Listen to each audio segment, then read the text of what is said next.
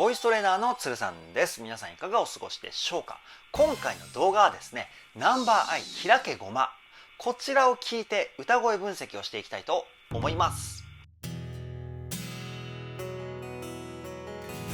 つるさんのナポネボーカルルーム。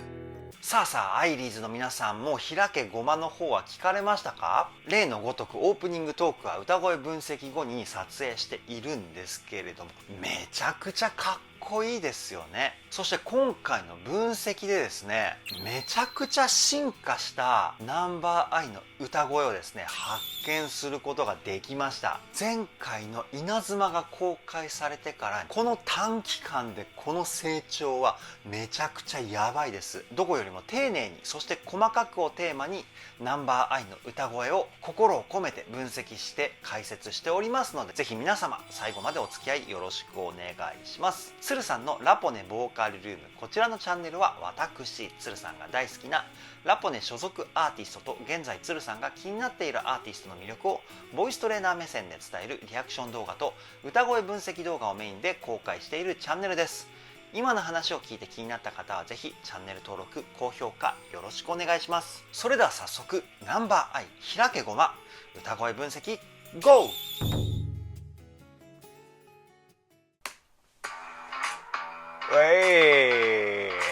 もうイントロからかっこいいよねこれ。うわ、このねギターの音がめちゃくちゃかっこいいですよね。続きいきますよ。いやーいいね。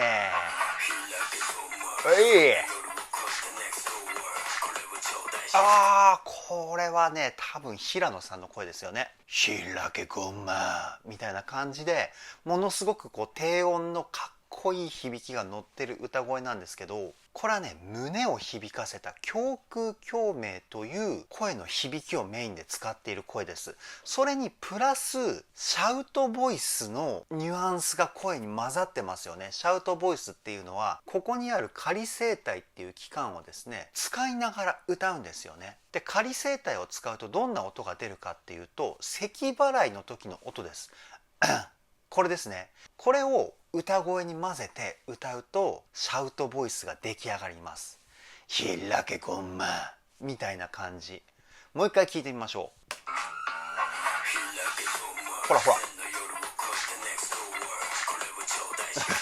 めっちゃかっこいいですよね。やっぱね平野さんの低音ボイス僕めちゃくちゃ好きだな。以前ナンバーアイの違う楽曲の歌声分析動画を出した時にアイリーズの方からコメントで、平野さんはナンバーアイになってから低音をものすごい練習したっていう情報をですねコメントで教えていただいたんですけど、ほんと素晴らしい歌声を手に入れたと思います。次いきますよ。ほらかっこいい。足していく愛。やっぱね歌詞のね合間合間でナンバーアイの愛が入ってくる瞬間、こう嬉しくなりますよね。いやめちゃくちゃかっこいいですよね。もう一回聞いてみましょ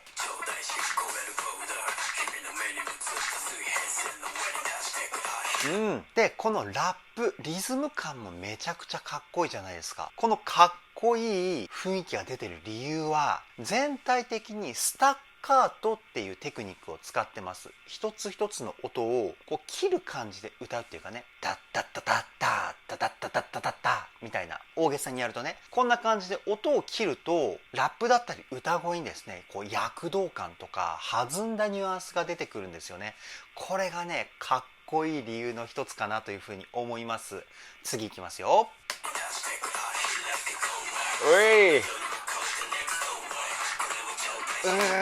ここは全員で歌ってますよね。で歌詞が全く一緒なんですよ。平野さんの歌ってるパートと今3人で全員で歌ったところのパートね、歌詞が全く同じことを言ってるんですけど、やっぱり一人で歌う時の雰囲気と全員で歌った時の雰囲気全く別物じゃないですか。3人で歌った時のこの声の音圧がすごくかっこいいというかね。もう一回聞いてみましょう。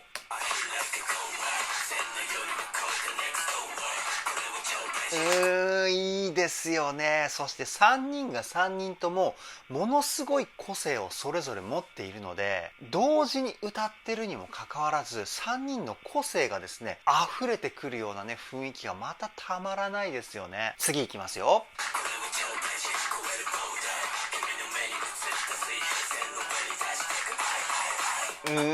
あいかっこいいね。ここは3人ともさっき言ったスタッカートだったりで、先ほどは言ってなかったんですけど、ちっちゃいつ、これ音楽的に言うところの休符なんですけど、トラックとかやっぱりとか、このちっちゃいつをですね合間合間で入れてるんですよね。でちっちゃいつを入れることによってその次の音がですねアクセントって言われる強い音に変わります。でその強い音と弱い音が生まれることによってまたさらにねかっこよさが増幅してくるというかね、たまんないですね。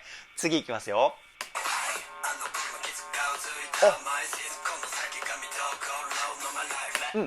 今の平野さんのパートなんですけど、先ほど言ったちっちゃい「つ」がものすごく分かりやすい感じで入ってるかなというふうに思います。それプラススタッカートね、ここねすごく分かりやすいんでちょっと注目して聞いてください。もう一回いきますよ。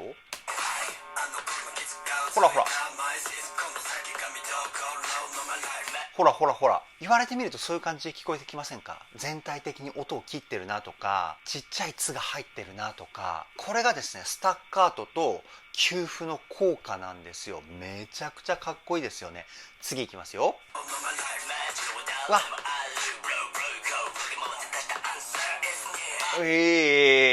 岸さん、今回のですね今回のっていう言い方しますよ。岸さんはねものすごいいっぱい声質持ってますから、今回の岸さんは鼻を響かせた声、鼻腔共鳴をメインでここのフレーズ歌ってますね。鼻声のニュアンスを歌声にプラスするような声なんですけど、なーなーなーみたいな、こんな感じのニュアンスが感じ取れると思います。もう一回聞いてみましょう。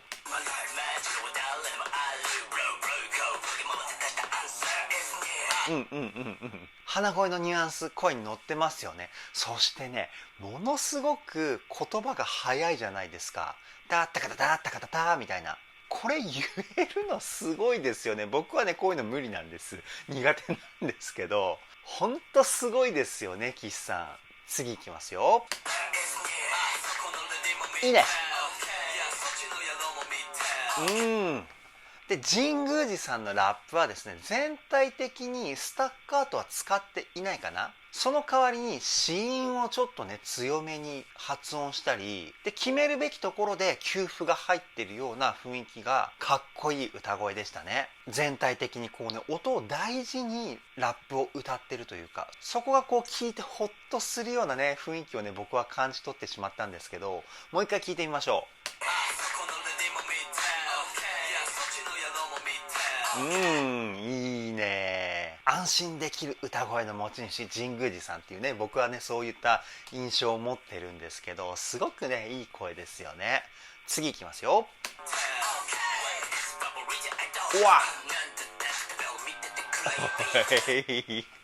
このねリズムの引っかかる感じ最高にかっこいいですよね。ここの岸さんの声もですね先ほど説明した声の使い方と一緒なんですけど、リズムのアクセントの付け方だったり休符の付け方がですねえぐいぐらいかっこよく決まってますよね。もう一回聞いてみましょ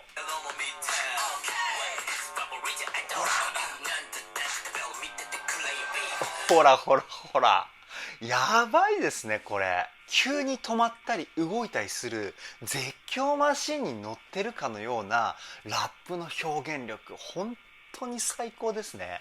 次いきますよ。いいね。一回止めますよ。ここでメロディーが来るんですね。いや展開が面白い。そして歌声にですねケロルという加工がされています。こうケロケロって聞こえるような音質加工なんですけど、この雰囲気がものすごく R&B な雰囲気を感じさせてくれるというか、おしゃれな雰囲気っていうかね、僕これ大好きなんですよ。もう一回聞いてみましょ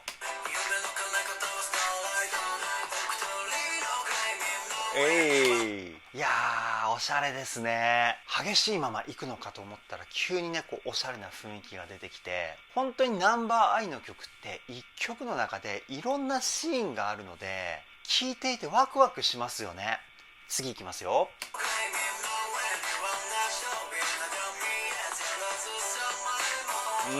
メロディーも素敵だしね。でここの平野さんの声はですね、先ほどのラップは胸腔共鳴をメインで使っていたのに対して今回はですね、口の中の口腔共鳴と鼻の中の鼻腔共鳴、この2つをブレンドして作ったような歌声ですね。なーなーなーなーなーなーなーみたいな感じの声質の作り方かなというふうに思います。もう一回聞いてみましょう。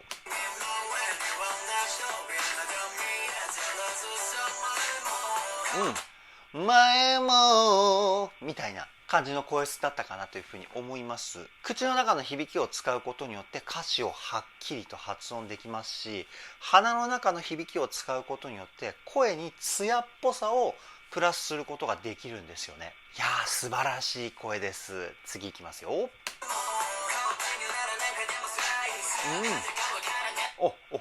ここは展開が早いんですね。一回神宮寺さんの解説いきますね。で神宮寺さんのここの声もですね、平野さんと同じような感じの声質作りをしてるかな。声はね違う声ですけれども、体の使い方という意味で同じかなっていう意味なんですけど、口腔共鳴と鼻腔共鳴、この2つをメインで使っています。神宮寺さんの元々の声の作り方が口と鼻、これをねブレンドしたような感じの声の作り方なので、ここの神宮寺さんのパートはもともと持っている声を前面にこうね魅力を発揮しているポイントかなというふうに思います。もう一回聞いてみましょう。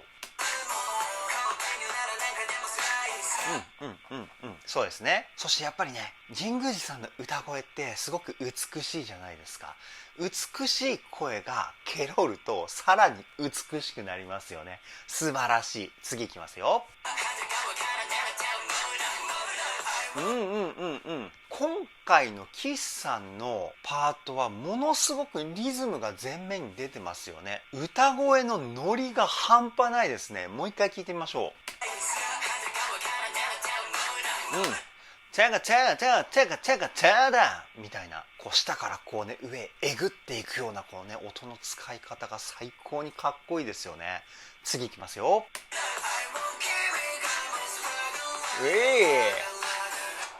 いやー、ララララララのこのラの音が結構高い音なんですけど、平野さんの歌い方が今ねびっくりしまして、何にびっくりしたかっていうと、高い音になると声って多少は細くなるんですよね。でも平野さんの今のパート全体的に声質変わってないじゃないですか。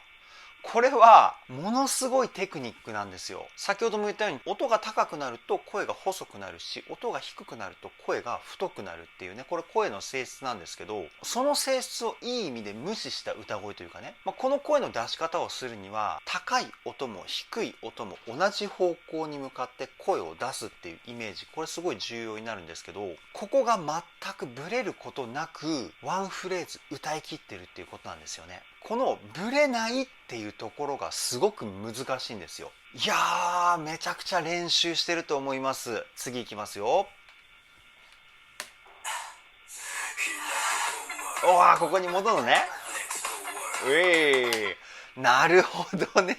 ちょっとねメローな感じのサビの後にまたこう激しい感じのラップが来るっていうね、こう展開がやばいかっこいいですね。もう一回聞いてみましょう。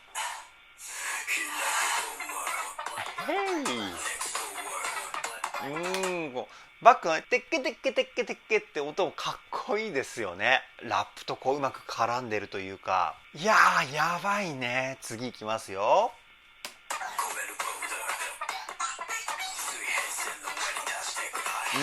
ここも歌詞的には1番の A メロと一緒なのかな。でもバックのサウンドがデジタルチックになってることによって雰囲気ねガラッと変わってますよね。もう一回聞いてみましょ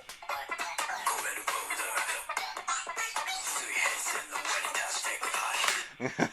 もうニヤニヤしちゃうね。かっこよすぎてニヤニヤしちゃいますね。いやーもうね、新しい曲が公開されるたびにこう斬新なんですよね、ナンバーアイの楽曲は。今までこんな流れの楽曲聞いたことないぞとか、こんな雰囲気の曲聞いたことないぞっていう曲ばっかりじゃないですか。そこがね、いいですよね。次いきますよ。あ、かっこいい。いいね。ここも1番とバックのサウンドの音作り違うんじゃないかな。でんつてんててんつてんてててれみたいな感じのギターが入ってるような気が。これ1番もありましたっけ？なかったような気がするんだけどな。もう一回聞いてみましょう。ほら。かっこいいね。でんつてんつてんつてんててれてれみたいな。これはあれか、ギターじゃなくてベースの音かな。ちょっと低音な感じがしましたもんね。いやー、かっこいいね。すいません、なんか歌声分析とか言ってかっこいいしか言ってない、さっきから。でもね、このかっこいいって言いたくなる気持ち、アイリーズの皆さんだったらね、分かってくれると思うんですけど、いや、最高です。次行きますよ。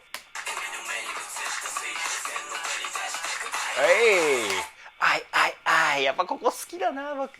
で、バックのサウンドの作り方は割とシンプルなんですよね。そこまで激しい音の楽器が入ってるわけでもなく、たくさん楽器が入ってるわけでもないんですけど、ナンバーアイ3人のですね、歌声でものすごい激しさを表現してるんですよね。だから個人的にはですね、ハードロックっぽい雰囲気を感じるんですよ。これがね、すごいなと思って、声だけでここまで表現できるんだなっていうふうに驚きました。もう一回聞いてみましょ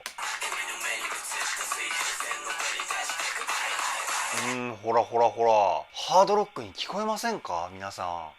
超かっこいいですよね。アーティストでありボイスパフォーマーなんじゃないかな。ものすごい表現力です。次いきますよ。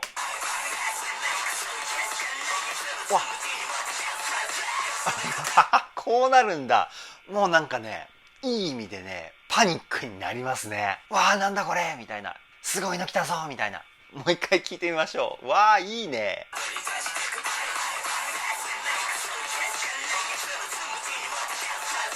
うわー、かっこいいね。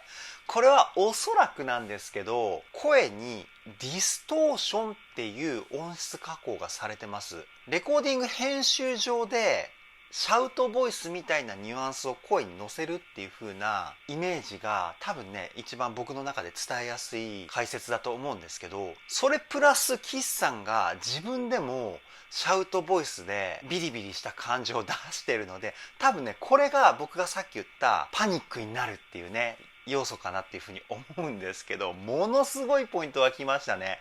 次いきますよ。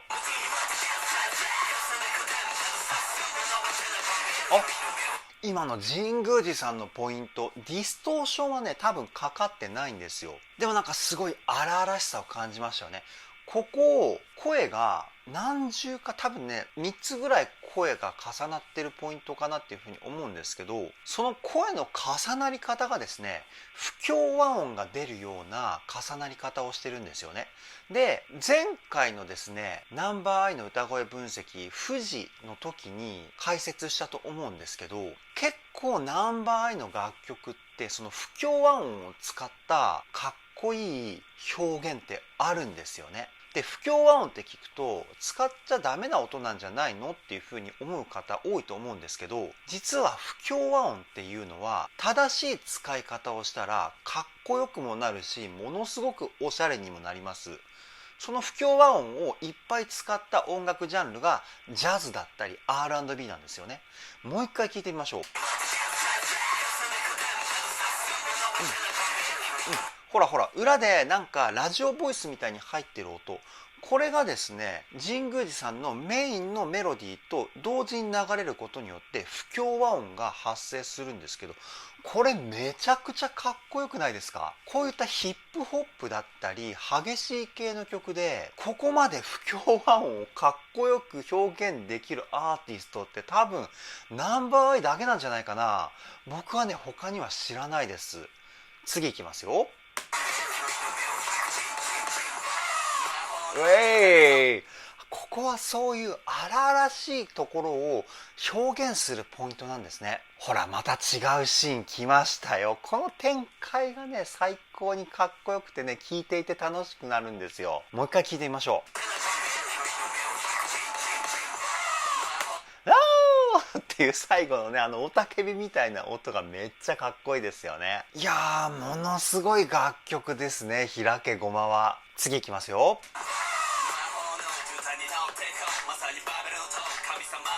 でここでねまた聴いていて落ち着く神宮寺さんのラップですよ。タタタタタタタタタみたいなこのね弾んだリズム感がね最高に心地いいですよね。もう一回聴いてみましょう。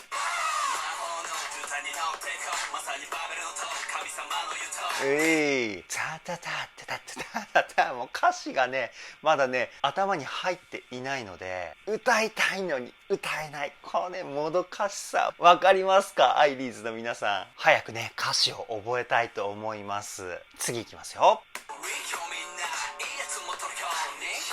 いいね。タラタンタタラタンタンのこの高いところがアクセントになってるんですけど、ここ音幅がねめちゃくちゃ広いんですよ。ここ音取るのすごい大変そうなフレーズですね。もう一回聞いてみましょう。ほらほら、タラタンタタラタンタンみたいな。いや最後ちょっとシャウトボイスになっちゃいましたけど、いやーすごいね。次いきますよ。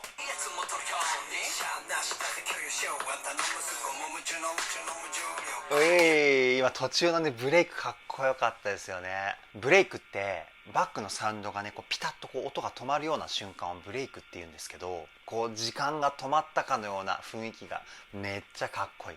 そして平野さんのポイントになったら割とこうねまったりと聴けるようなラップに変化したかなというふうに思います。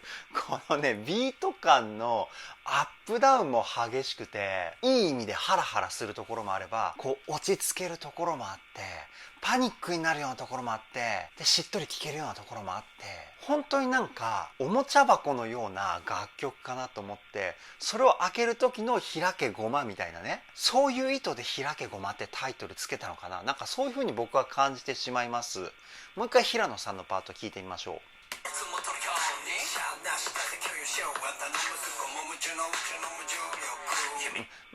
かわいいね最後ね、夢中力多分こういう感じの口で歌ってると思うんですよ僕は。かっこよさもあり爽やかさもあり可愛さもある、もうずるいですね。でイケメンでしょ平野さん、ずるいもうすごいずるい次いきますよ。中毒かもう声聞いて笑いが出るってこれねすごい表現力だと思うんです僕。なかなか声だけでしかも楽曲でラップでユニークな雰囲気って伝わりにくい部分かなっていうふうに思うんですよね。だからそれが表現できちゃう岸さんの凄さ、もう一回聞いてみましょう。ほんとすごいな。中毒のクじゃないですよね。こうとかカーに近いような発音で歌ってますよね。もうこういうね言葉の扱い方が超一流なんですよね。そういう細かいところにこだわっているからこそできるものすごい表現だと僕は思います。次いきますよ。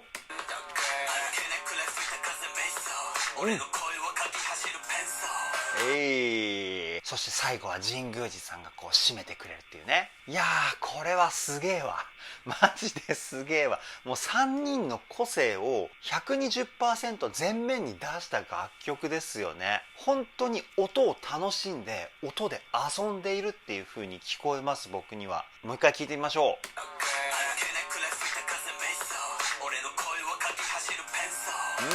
う。メイサー、最後ね息になってますよね。ここでウィスパーボイスっていうテクニックを使ってます。声に息を混ぜるテクニックなんですけど、フレーズの語尾をね息にすることによってこうフェードアウト感を出してんのかな。ここがねかっこいいですよね。次いきますよ。わ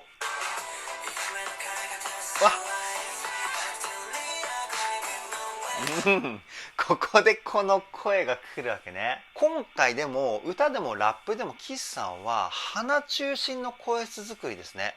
ラララララララみたいな感じの声質作りかと思います。もう一回聞いてみましょう。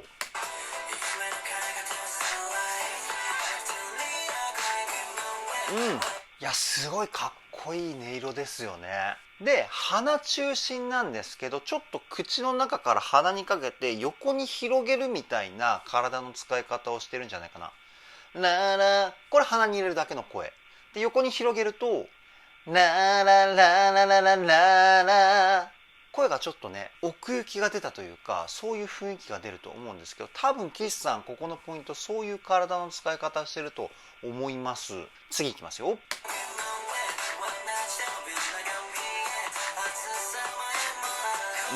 すごい癒される声ですよね。で体の力の抜け具合がものすごいんですよ。もうほとんど体に力入ってないんですよね。で体に力が入らなければ入らないほど、リラックスしてればしてるほど声の音色って心地よく響くんですよ。おそらく岸さんのこの歌声の癒し効果が出てるような雰囲気、リラックスした体から響いてる音色かと思います。もう一回聞いてみましょう。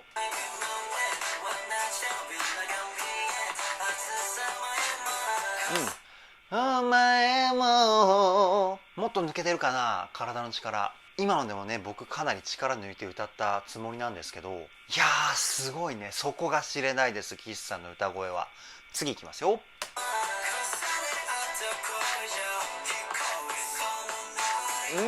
チャチャラチャチャチャチャ、ここの音が、中高音域ぐらいの音域で、そこから後半のフレーズはかなり低い音まで使ってるんですよ。この平野さんのポイントの全体的な音域、ものすごい広い音域使ってるんで、もう一回流すんで聞いてみてください。ほらほら、すごくない？この音域幅。チャチャラチャチャチャチャチャチャチャ、ここまで来るんですよ。やばいね。でここでもものすごい音域幅あったじゃないですか。でも声質変わってないですよね。先ほど言った同じ方向に向かって声を出し続けるっていうテクニックを使ってるんですよね。この部分、今回平野さんがパワーアップしたポイントなんじゃないかなっていうふうに僕は推測します。次いきますよ。わ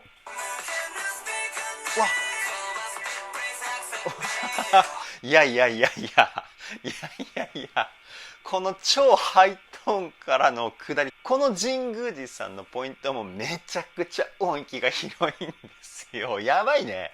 もう一回聞いてみましょう。ほらほら、スピーカーねー、このぐらいちょっと低かったかな今。ここはミックスボイスっていう声を使ってます。地声と裏声の中間の声っていう風に言われてる歌声なんですけど、今僕が出した声の感じはですね、これ裏声なんですよね。これ裏声なんですよ実は。でも鼻の中の空間だったり裏声でも胸腔共鳴の響きをしっかり使うことによって地声っぽい雰囲気を出すことができるんですね。でこれものすごくコントロールが難しい声なんですけど、神宮寺さんは前半ミックスボイス、後半地声に戻してみたいな感じの歌い方してました。このね声を切り替えるのもかなり難しいんですけど、だから神宮寺さんの今のフレーズもですねめちゃくちゃ難易度高いです。もう一回聞いてみましょう。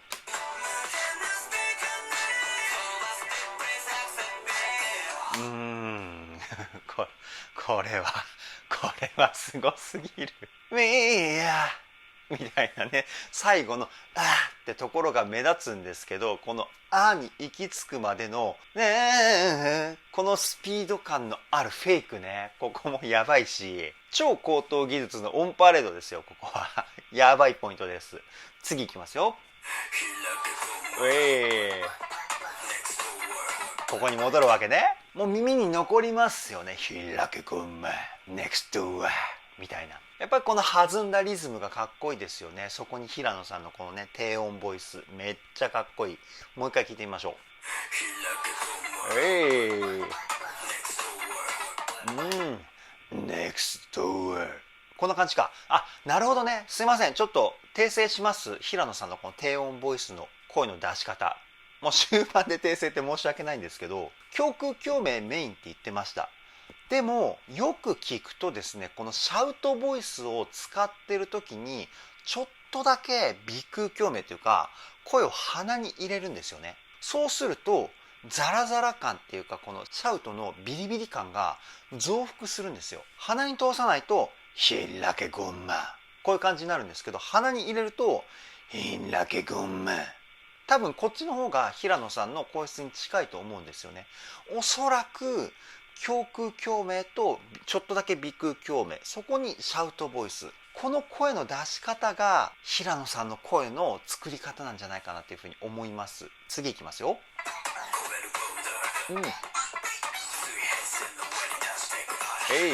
多分そういうことだと思います。さっきのね説明の続きでいきなりねそういうことだと思いますって言っちゃいましたけど、気になる方はねぜひ鼻に入れながらシャウトボイス、これやってみてください。分かりにくい人はですね、咳払いを鼻に入れるみたいな、そんな感じのニュアンスです。もう一回聞いてみましょう。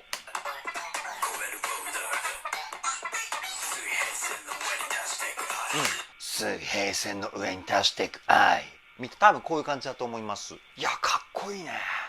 次いきますよ。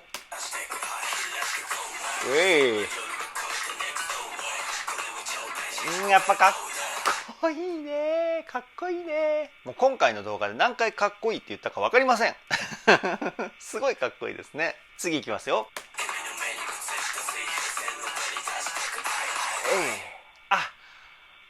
終わってしまったぜ。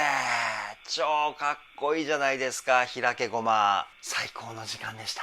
以上、ナンバーアイひらけごま歌声分析はここで終了です。さあ歌声分析していったわけですけれども、今回はねメロディーっていうよりもラップが中心の楽曲でですね、リズム的な部分だったり雰囲気的な部分の分析が多かったと思うんですけれども、その中でねめちゃくちゃかっこいい歌声もありましたし、この部分進化したなっていう部分もありましたし、やっぱりねナンバーアイって常に上を見続けて努力するグループなんだなっていうのを再認識しました。9月にフルアルバムナンバーワンがリリースされてまだ2ヶ月ちょっとにもかかわらず進化した歌声を聞くことができるっていうね、たった2ヶ月でここまでの進化ってものすごいことだと思うんですよね。いや本当に尊敬します。そして12月年末っていうことで何かねナンバーアイのパフォーマンス動画も見たいなっていうふうに僕はずっと期待していて、12月になったからとかじゃなくて10月も11月もね僕は今か今かと待っていたわけなんですけれども、今年最後の月にナンバーアイのパフォーマンス動画が公開されることを心から願っております。それでは今回の動画はここで終了です。動画の内容を気に入ってくださった方はチャンネル登録高評価よろしくお願いします。ではボイストレーナーのつるさんでした。